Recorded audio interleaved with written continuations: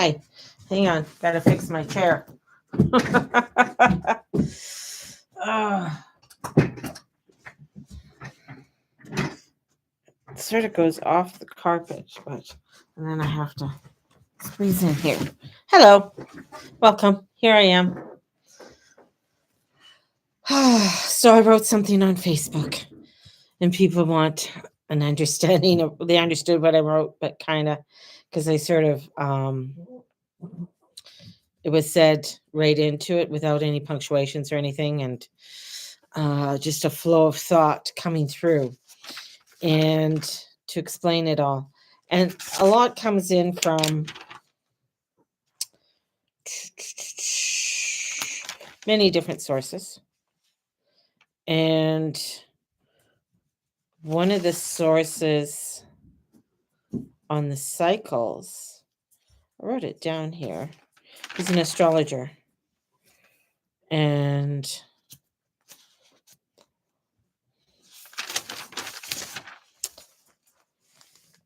I need to highlight things in my notes so I can, because I flip back and forth a lot in my notes. For those who are just joining me, my name is Mary June Tracy, psychic medium, spiritual love of life coach, and an astrologer coming to you with a 411 of as above, so below. Okay, that's there. Okay, higher forces surround it. Close canyons. Hi, anybody coming in? So I'm going to sit here and I'll talk to myself. That's fine. People are probably out and about and are kind of busy, and I've been sort of going down a little rabbit hole today on information and looking at a lot of different information that just I found very interesting. And some of the information has to do with like Knights Templars and things like that, Maybe I didn't write down his name. Damn it. I'm going to have to get his name. But anyways, I know once Leo King, and then Leo King was having a chat with another astrologer who went into the cycles of the earth and where we are at with some of these cycles. And then Leo King was talking about it. I think the Pele report talks about it. So does Pamela Gregory get into some of this as well. I just love it. And then another astrologer, Blue Moon. So there's quite a few that coming in and talking about a lot of changes that are coming through and what the changes are meaning, right? So we have Venus is the last day right now. So right now with Venus going direct, we have Venus direct on this day with the full moon. There's a lovely synchronicity that's coming in with Venus now and a forward motion. So much of what has been uncertain or confusing will gradually become clear. The path will open out from the dark woods and onto the meadows once more. So if we take some time right now at this stationary point, this very acute point, to jot down some insights that you've gleaned during this cycle, right? Anything that has come to you. So the questions, the pondering that have come up, the pain, the frustrations that may have arisen, these insights will no doubt be useful to you in the coming months. Now, Venus regains her speed and will regain clarity, and there will be more work of a similar nature as Mars is nearing its retrograde station in Libra coming up in the coming months. So there's a similarity and a difference with these two back-to-back retrogrades, but more, I'm going to talk more about this later, but this Venus one is undivided attention, So today she's stationary, it's hanging on the side. Oh, you're going to get a piece of paper. So 9 months will pass. So this is a full, before Venus becomes into this fullness, there, that one doesn't work. Oh, here, there's another one. Sorry. So there's this fullness that takes, and it takes a 9 months. And from today's station direct, the full Venus, the culmination point, inner cycle to next October. So the 9 months will have passed. The next time it takes for human gestation, the creative act is a main theme in its interwoven with this working of Venus. Venus has been used in many of the ancient histories. I mean, the Babylonians, the Mesopotamians, the Mayans, have followed Venus. Venus has a lot because of her patterns um, that form within the sky.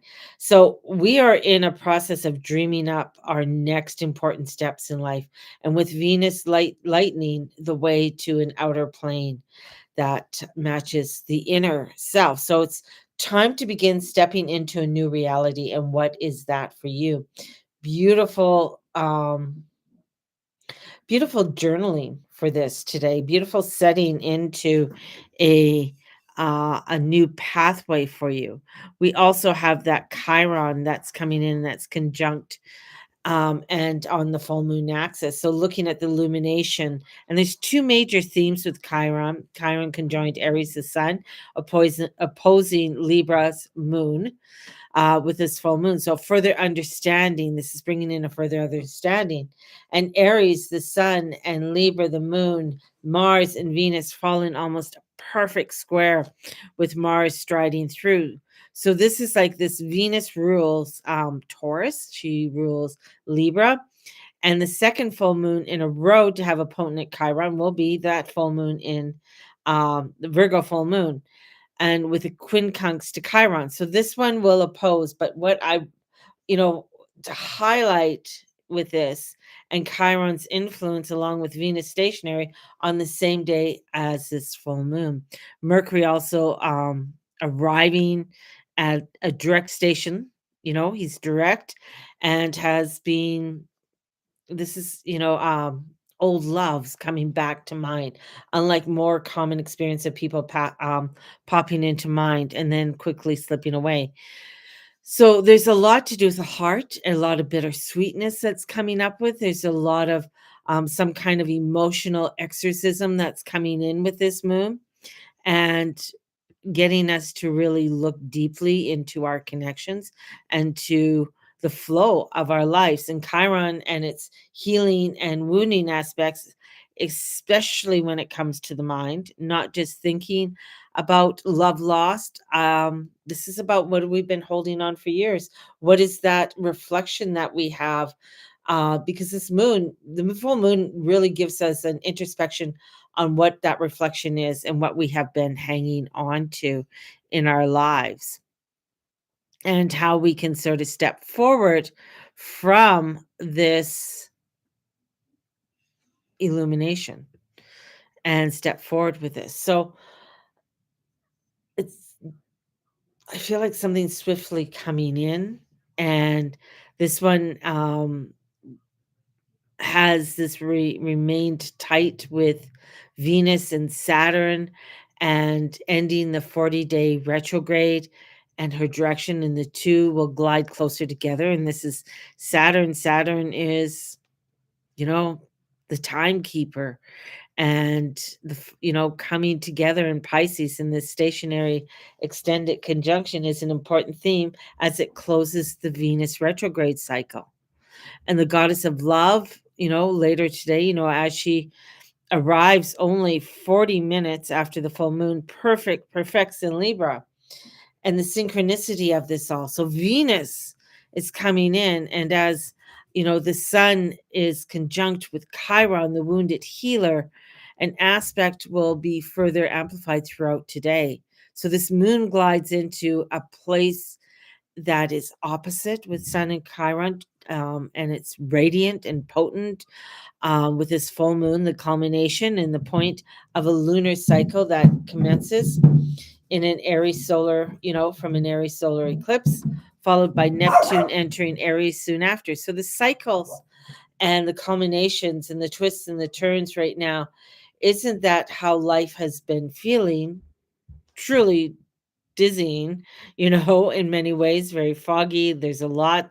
But these two luminaries gaze at each other across this wide, beautiful space of the zodiac wheel, each month highlighting a different pair of opposing and complementary signs. Tonight, I feel, is a perfect cycle of light, will feature a vitalization of rays of the airy sun reflected through a balanced lens of peace, harmony, love, and associated with the relationship. And Libra represents the important balance of give and take in life, and ruling both social ideals of justice and fairness, as well as the necessary reciprocant in the most intimate unions. Now, Libra oversees all of these important adventures in life, which also takes one a greater significance when a full moon, the opposition of the two primary yin and yang luminaries, radiates its light through Venus ruled. So, sociable air sign.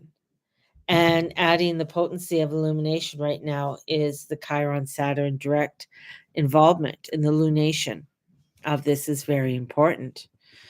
So I feel like this moon is such an important moon.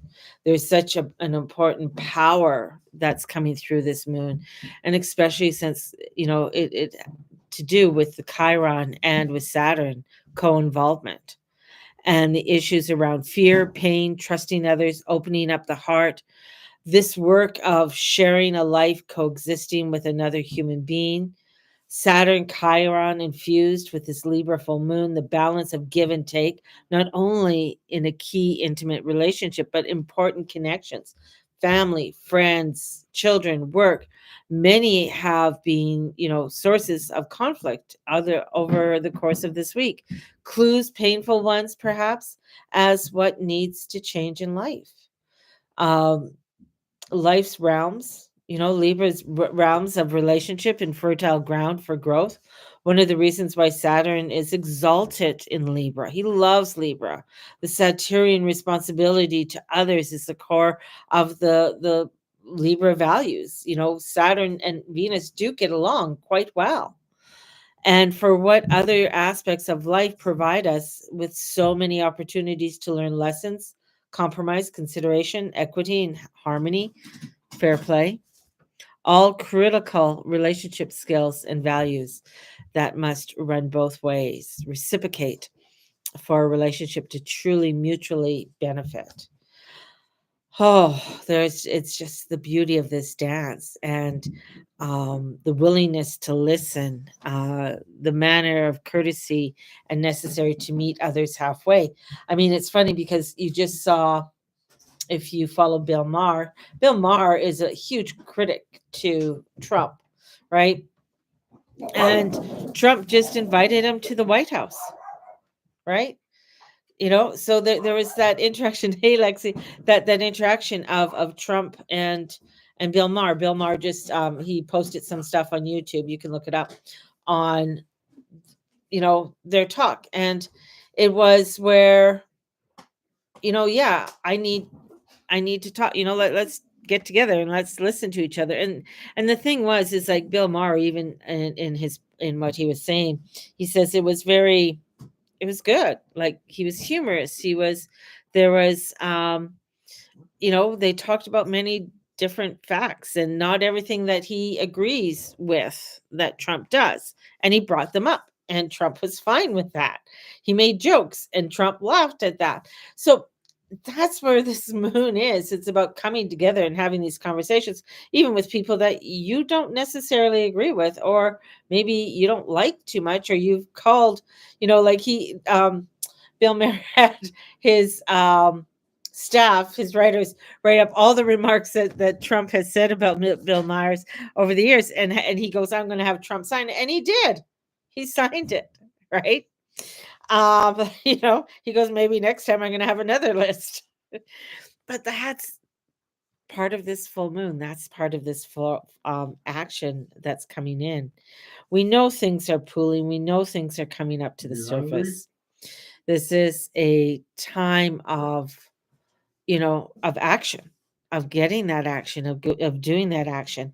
And we're coming into high forces of surrender. This is where we're coming into a place of huge surrender and connection.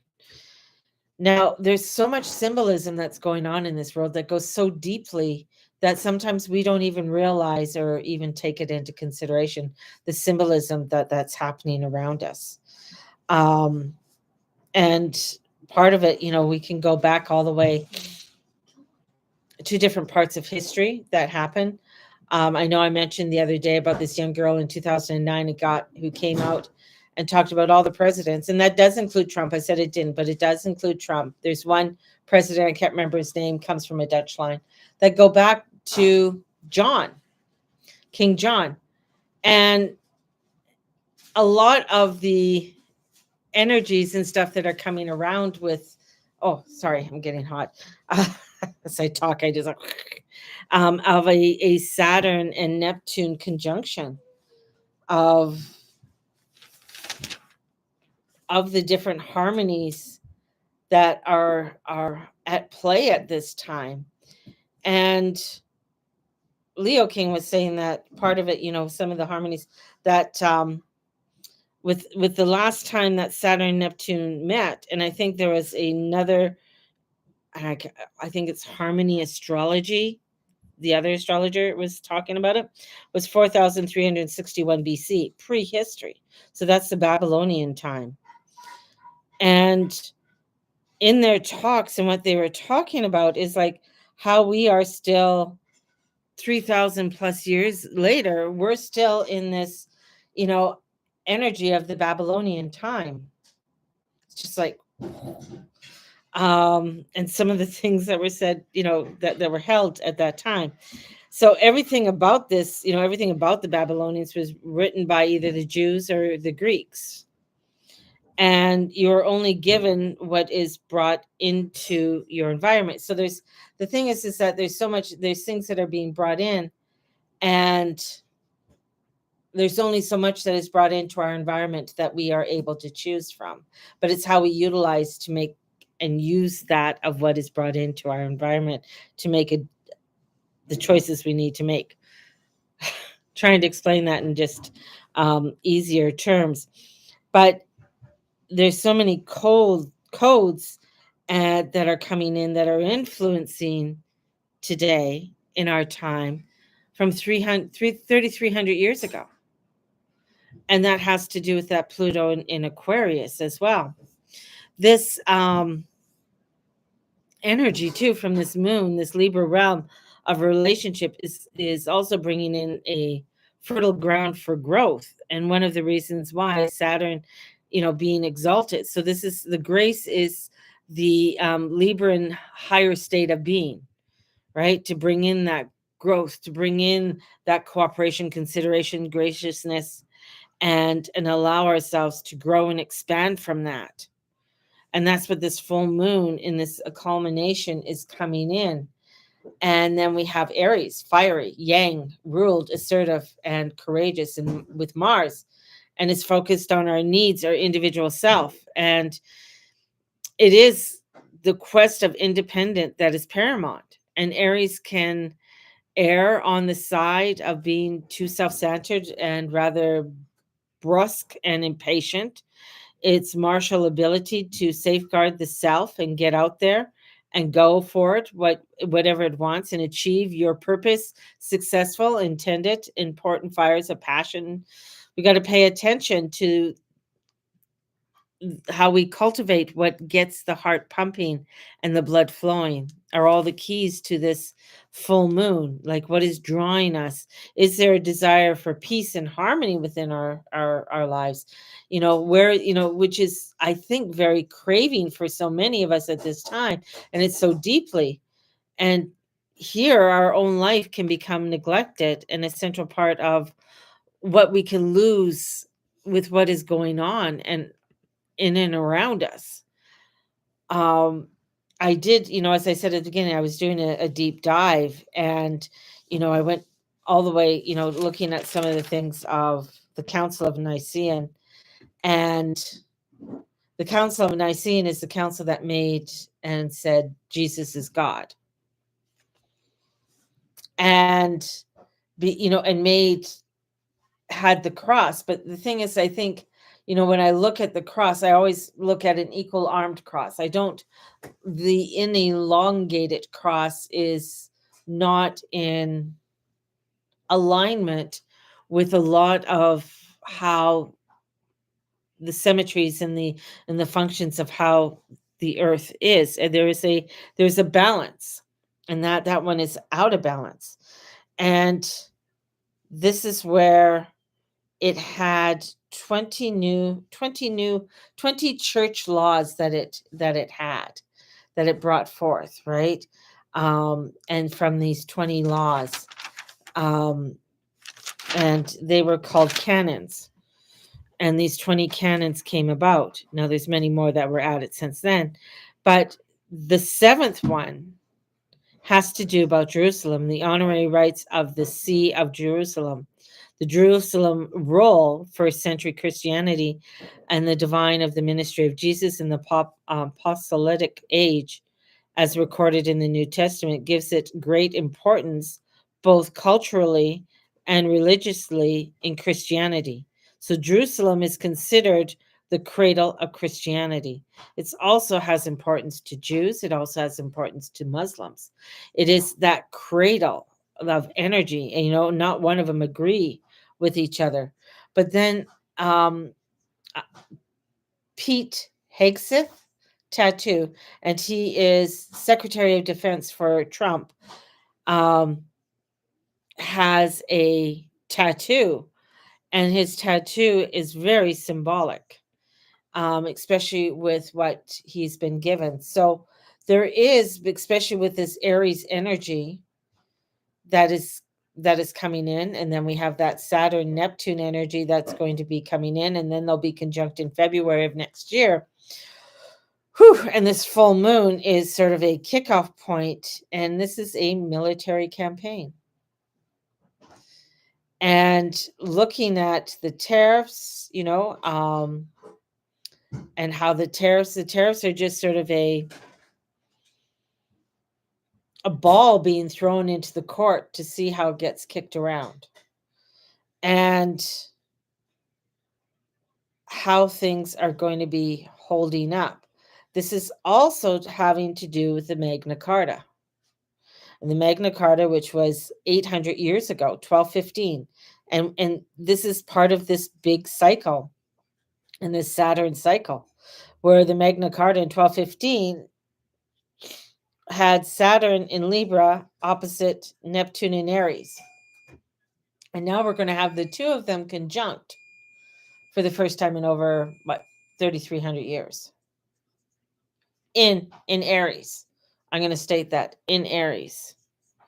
So this is where, and it says 0 degrees. So this 0 degree point is a kickoff point of this new era, this new time.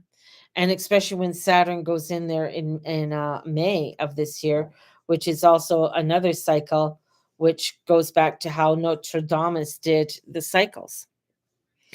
I didn't do all of this math, I got to say. A lot of this math was done by other astrologers. But I find it when I start reading it and looking at it, I'm just like, holy, this is so interesting. Because I mean, with the presidents and the genealogy of the presidents going back to King John and having some kind of relationship to King John, and King John was born December 24th. He's a Capricorn in 1166 with a Saturn, Jupiter, Neptune, Sun, Moon, and Mercury in there. And a Saturn Neptune in that sign too also happened in 1989 with the sun. So we have this, we're living in this time, we're living in a time with all of these aspects that are coming in and culminating. And even with the man who signed the Magna Carta, he signed it under a Saturn Neptune in 1215. Right? This is like so much is unveiling itself of setting into this new era. And when Nostradamus was doing a lot of these cycles, and a lot, if you go start at 1555 and go back, you can come up with some major marking points of the Magna Carta and different time zones, and also going forward to where we are today. And starting these cycles of prehistory. So these cycles are coming up, and everything about, everything that was written. So you are only given, you know, as I said before, you're only given what is brought into your environment. Not everybody questions things or wants to look into things. It's like, this is what we're told, this is what we need to do, and going along with it. And I feel like I've always been a questioner, wanting to know things, wanting to understand things, like the moon cycles and how that influences our lives, and what is this moon really bringing forth for us. And I feel like it's bringing in such beautiful cycles for us. And, especially with this Saturn Neptune conjunction, is actually a reset, a way it's getting us to, um, an ending of people we think we are, and redefining the life that brought us here. And this is where it confirms with religions will no longer hold the weight, the truth of where humanity comes from, because they don't want people to question that. They don't want you to look into that. I mean, if you look at, what are you doing? If you look at many who have come, who in history that have been banished. King John was banished. He was excommunicated because he didn't agree with, was it Pope Pius? He didn't agree with what was happening. And so the Pope excommunicated. King Henry VIII was known for cutting his wife's head off, and not liberating England from the church, and everything that he did to liberate from the church, and what the church was doing in England at the time. I mean, King Henry VIII was the golden boy to the Pope, right? He was the be all, for the Pope, and Catholicism and the whole bit. But he actually looked into it, of everything that was being done in the monasteries and the nunneries and things like that, right? So, to the Templar Knights, because they all believed in God, they didn't believe in the God that the religions decided they should believe. You go into a Mason hall, you bring God in there, but you don't bring your religion. And how things can get demonized. Martin Luther, right? When he put that on the church door and saying, no, I'm not going to follow you anymore, because this is like, you guys aren't following the truth of God. Like the Pope is taking, the Pope is stealing, the Pope is being, I think, if you go through history, the popes are not exactly not all of them are pious men, right? They all had their agendas on board, and marriage, and having their sons wanting to become cardinals and everything else. So we are on a change right now that is on a very large time scale. So everything has been put into place. That's why when people say, are you worried? No, I'm not worried. I mean, it's things are going to happen the way they need to happen. Things are going to move into the way they need to be moved. Coming to the seriousness of things, and things foaming up, but really, because a lot of things are also flipped at this time, where we are seeing the uprising around us. That's why this is a military act. This is a military time, and things are forming into a huge pie. When you see that, so if you see this uprising, where with what Trump is doing, and with the tariffs and everything else, where the EU, could say to Trump, okay, have Greenland. And then you have Greenland, Canada, United States, and Mexico all as one. That's bad. That's when you see things are going to be going pretty crazy because you're lumping everybody into one and trying to lump them into one. This is where, and I said many years ago that China's going to be the one that they're going to go after. In World War II was Japan, and this time it's flipped. Japan's our ally. So it's going to be China and the tariffs and everything that are happening in China. And you're going to start seeing them. They're already starting to round up a lot of the land and everything that China owns. So these are the craziness that are unfolding for us at this time. And this full moon is coming forth and setting forth a newness. What I love, there's a powerful energy that's coming through, and I feel like today is a day for mantras and a day for connection. And I got where just wanted to bring in ritual, like to bring in some form of ritual for us, and to allow ourselves to come into the breath and to the quietness of the divine that is around us. And I would suggest for people to put on some mantras to. Where's my grandson? I'm talking, but he's down the hallway, Stephen. Yeah. And look into some very soulful energy and take some time to connect with. And I feel like, I keep on getting a lot of mantras coming in and connecting with some mantras today.